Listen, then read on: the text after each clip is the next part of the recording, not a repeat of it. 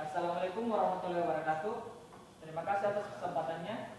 Kami dari kelompok 4 ingin mempresentasikan makalah yaitu jaringan saraf, tiruan, opil, dan som.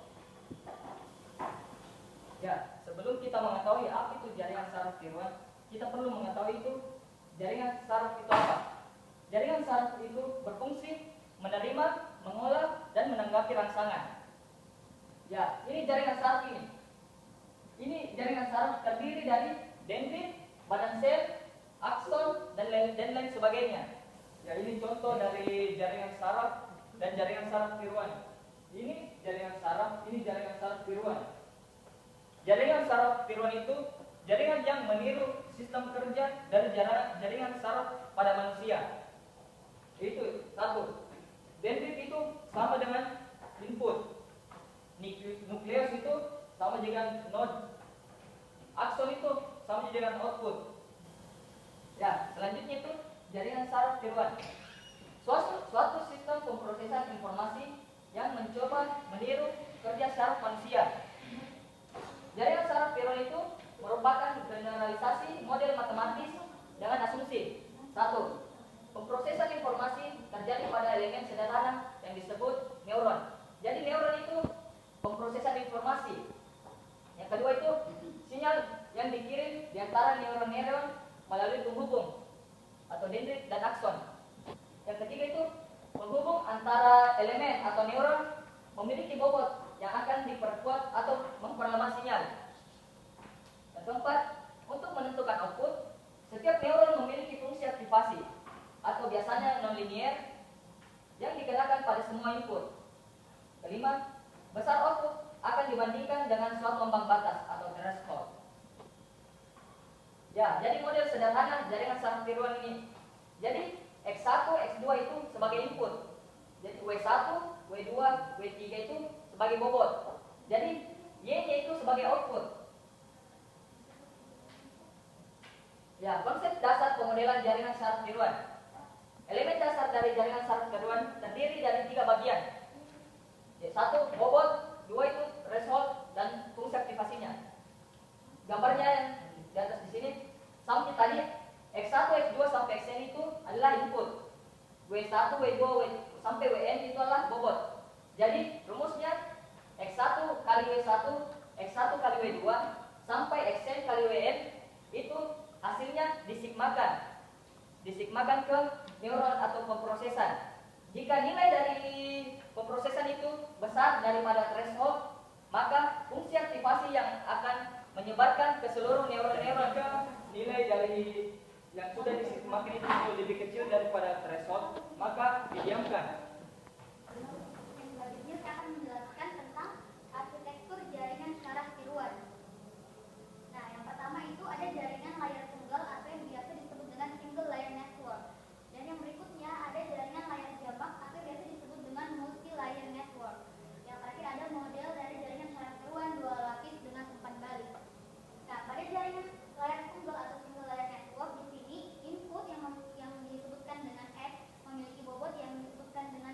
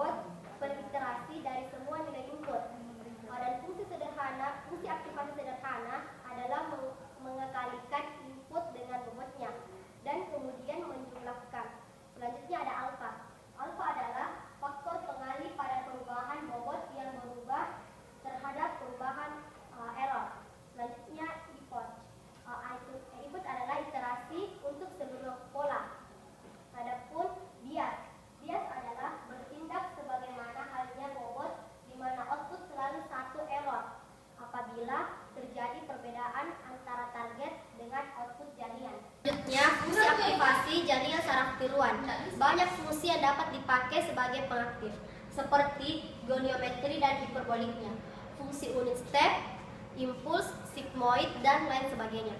Adapun fungsi aktivasi jaringan saraf tiruan yang sering dipakai yang pertama step function.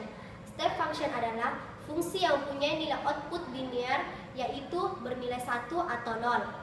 Jadi Y bernilai 0 jika X lebih kecil sama dengan 0, maka nilainya 0. Selanjutnya jika Y bernilai 1 jika X besar 0, maka nilainya 1. Adapun selanjutnya yaitu sign function. Sign function adalah fungsi yang mempunyai output yang bernilai 1, 0 atau minus 1. Jadi jika Y bernilai 1, jika X besar 0, maka nilainya adalah 1. Selanjutnya Y bernilai 0. Jika 0 bernilai X, maka sama dengan 0. Selanjutnya adalah metode jaringan saraf tiruan Hotfield. Yang pertama itu metode yang dikembangkan oleh John Hotfield pada tahun 1980. Yang kedua itu, Hotfield merupakan salah satu metode optimasi untuk pencarian nilai minimum dari kombinasi fungsi objektif. Yang ketiga itu berdasarkan arsitektur atau pola koneksi yang digunakan pada jaringan saraf tiruan. Maka jaringan saraf tiruan tersebut dapat dibedakan menjadi dua kategori. Yang pertama itu feed forward dan recurrent.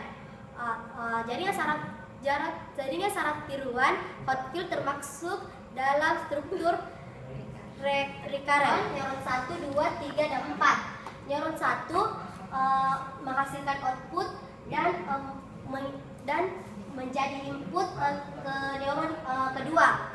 Selanjutnya neuron kedua menghasilkan output menjadi input ke neuron ketiga, begitupun sampai ke neuron 4. Neuron ini saling berhubung ke satu sama dengan yang lain. Selanjutnya saya akan menjelaskan contoh dari jaringan saraf tiruan Hotfield. Nah, seperti yang bisa Anda lihat, ada dua buah pola yang ingin dikenali. Pada pola A itu polanya 1, 0, 1, 0, 1, 0, sedangkan pola B itu 0, 1, 0, 1, 0, 1. Dan kemudian setelah polanya diketahui kemudian bobot-bobotnya. Jadi bisa Anda lihat bahwa di sini bobotnya memiliki matriks 6 kali 6. Jadi bobot kolom yang pertama itu sebagai node pertama, kolom yang kedua sebagai node kedua, dan sampai kolom ke-6 sebagai node ke-6. Selanjutnya kita aktivasi node pertama pada pola A. Nah, pola A dikali dengan node pertama, jadi node pertama berada pada kolom pertama. Jadi kita kalikan 1 dikali 0 ditambah 0 kali minus 2 ditambah 1 kali 2 ditambah 0 kali minus 2 ditambah 1 kali 2 ditambah 0 kali minus 2. Jadi jumlah atau sigma dari inputan yang dikali dengan output dengan bobot itu dijumlahkan. Selanjutnya setelah node pertama kita kemudian ke node kedua. Jadi sama dengan pola sebelumnya, jadi pola A dikali dengan node kedua. Dengan dijumlahkan inputan yang dikali dengan bobotnya. Jadi 1 dikali dengan 0 ditambah 0 kali minus 2 ditambah 1 kali 2 ditambah 0 kali minus 2 ditambah 1 kali 2 ditambah 0 kali minus 2, dan seterusnya. Nah, setelah node pertama dan kedua, kita kemudian juga menentukan node ketiga sampai ke-6. Dan hasilnya itu seperti di atas, sudah memiliki 4, minus 6, 4, minus 6, 4, minus 6. Nah, setelah diketahui pola A, maka kita mencari pola B dengan cara yang sama. Dan setelah itu, kita dapatkan hasilnya yaitu minus 6, 4, minus 6, 4, minus 6, 4. Nah, selanjutnya setelah pengujian aktivasi, kita kemudian pengujian pola. Pada pola di sini bisa dilihat kita menggunakan atau membandingkan dengan fungsi aktivasi. Fungsi aktivasi yang digunakan adalah fungsi aktivasi yang jika bernilai 1, maka T-nya itu akan lebih atau sama dengan theta. Theta di sini adalah nilainya 0. Dan fungsinya bernilai 0 jika T-nya itu kurang dari 0 atau theta. Nah, berikut hasil dari pola yang sudah ditentukan tadi. Jadi pada pola A, kita mendapatkan hasil aktivasi yaitu 4, minus 6, 4, minus 6, 4, 4, minus 6. Dan fungsi aktivasinya yaitu 1, 0, 1, 0, 1, 0. Dan sesuai dengan rumus fungsi aktivasi tadi, jika X-nya bernilai lebih dari 0, maka fungsi aktivasinya bernilai 1. Jadi kita mendapatkan 4, maka fungsi aktivasinya bernilai 1. Dan begitu juga dengan minus 6. Minus 6 bernilai kurang dari 0, jadi dia bernilai 0. Jadi kita mendapatkan pada pola A itu fungsi aktivasinya 1, 0, 1, 0, 1, 0. Begitu pula dengan pola B. Jadi pada pola B kita mendapatkan minus 6, 4, minus 6, 4, minus 6, 4. Dan fungsi aktivasinya itu 0, 1, 0, 1, 0, 1. Berikut hasilnya. Baik, saya akan membahas apa itu metode SOM.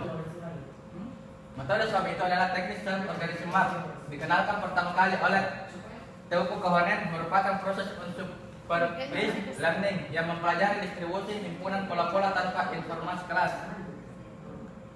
Yang kedua adalah ide dasar teknik yang diilhami dari bagaimana proses otak manusia menyimpan gambar atau pola yang telah dikenalinya melalui mata, kemudian mampu mengungkapkan kembali gambar atau pola tersebut.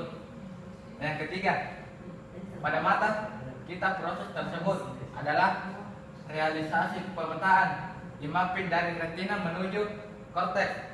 Oleh karena itu, aplikasi model GST ini banyak digunakan pada pengenalan objek atau citra visual. Ya, ini adalah algoritma SOM. Yaitu diberikan suatu dataset yang akan dibuat SOM-nya. Yang pertama, menginisialisasi sejumlah weight dengan nilai acak. Dan yang kedua, untuk setiap sampel input X pada dataset, yaitu mencari weight yang paling mendekati dengan Euclidean distance disebut BMU atau best matching unit. Yang kedua, update weight tersebut dengan rumus, yaitu WIJ sama dengan WIJ tambah A dalam kurung X kurang WIJ. Dan yang ketiga, melakukan iterasi untuk mengupdate weight sampai mencapai nilai iterasi yang telah ditentukan dan mengurangi lagi pembelajaran dan mengurangi lagi dari lagi. Penerapan jaringan syarat tiruan, pengenalan pola atau pattern recognition yaitu berupa huruf, tanda tangan, suara, gambar yang sudah sedikit berubah, dan identifikasi pola saham, pendeteksian uang palsu dan kanker. Yang kedua, signal processing, yaitu menekan noise pada saluran telepon. Dan yang ketiga adalah peramalan, itu peramalan cuaca. Yang keempat adalah autopilot dan simulasi. Dan yang kelima itu adalah kendali otomatis otomotif. Dan yang